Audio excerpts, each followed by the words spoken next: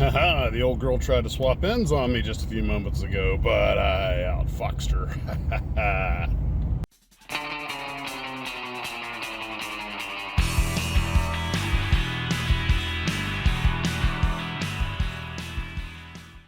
Well, hello, Blue Troopers. I'm here at my virtually empty desk now, getting ready to do a few more things. We've been, of course, moving. I'm not going to bore you with all that. But I will talk about something that I think you're going to find interesting. It's a question we've asked many times. There was an actual news article on a local news TV station that was sent to me by a Glue Trooper that I'm linking below. And it's about a gentleman who, in his mid 80s, sadly passed away. And he has a huge collection of mostly, looks like 1/48 scale World War II airplanes. Pretty nice builds, too. And they're trying to find a home for him. So I figured it was 100 or 200 models, but you can check out the article. It's pretty interesting.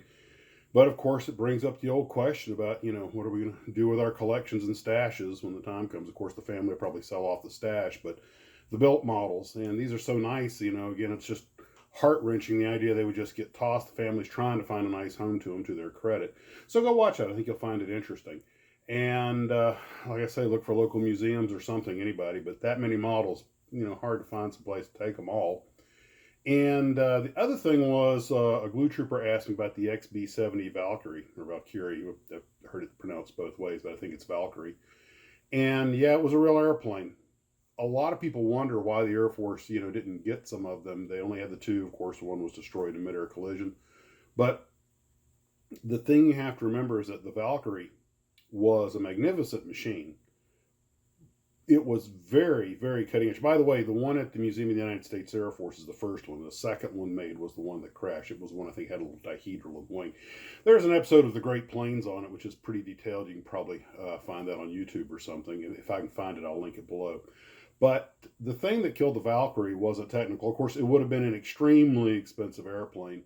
And a lot of people, well, the missile defenses were getting better, and that was a concern, but a Mach 3 bomber still would have been hard to intercept because the interceptor missiles didn't really get much faster than that. Not that it couldn't be done, but what killed it were the intercontinental ballistic missiles, the bombers, the supersonic high-speed bombers, the very expensive, I hate to say it like this, but the glamour projects were just too expensive. You couldn't do it all, and missiles were faster. Of course, bombers can be called back, missiles can't be, but the long and the short of it is that the technology was rendered for strategic bombing.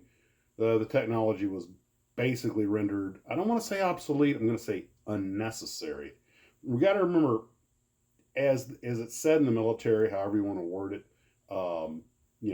warheads on forehead, steel on target, however you phrase it, the function of the military is to, if war breaks out, is to kill people and break things. And it doesn't matter how you get the ordnance on target. What matters is you get the ordnance on target. This is one of the big arguments that the aircraft carrier and battleship officers had during World War II in several navies, both the American and Japanese navies.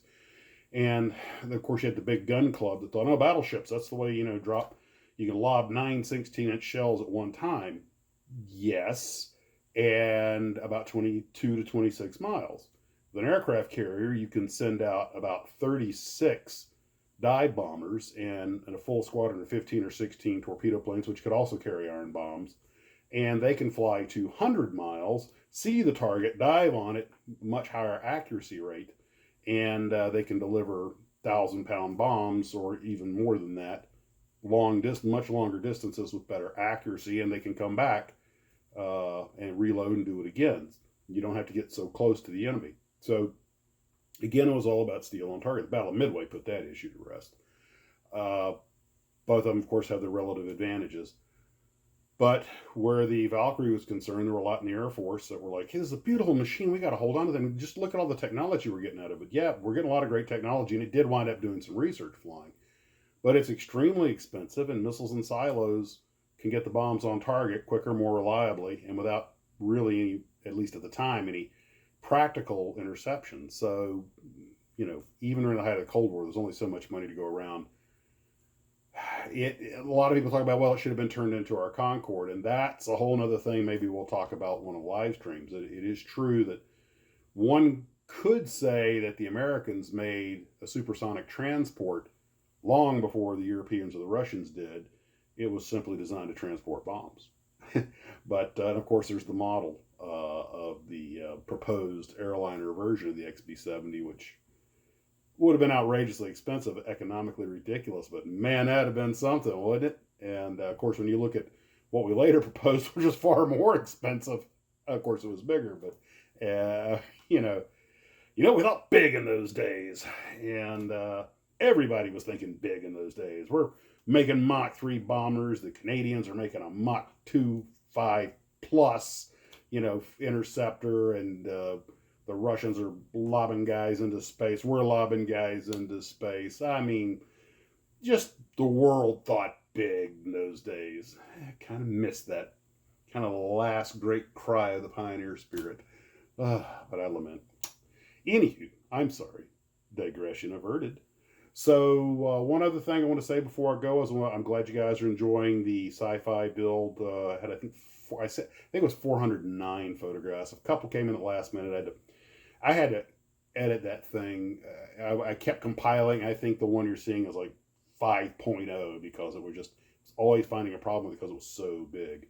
And I used most of the photos. If you sent me a submission and I missed it, send it to maxismodels@yahoo.com. I apologize. And one last thing, we're having a little hiccup getting our P.O. box started. If you're sending something through me by mail and you've got my address, it can go there. It'll get forwarded to the new place. For reasons I'm sure you all understand, we got a lot of unwanted attention when made not from glue troopers or anything. This was strictly, an internet thing. So we're going to be keeping the new place a little bit low key. And we'll get a P.O. box set up, but the email's the same. And if you send pictures to Facebook, I've had a lot of issues with Facebook. Good chance I won't get them.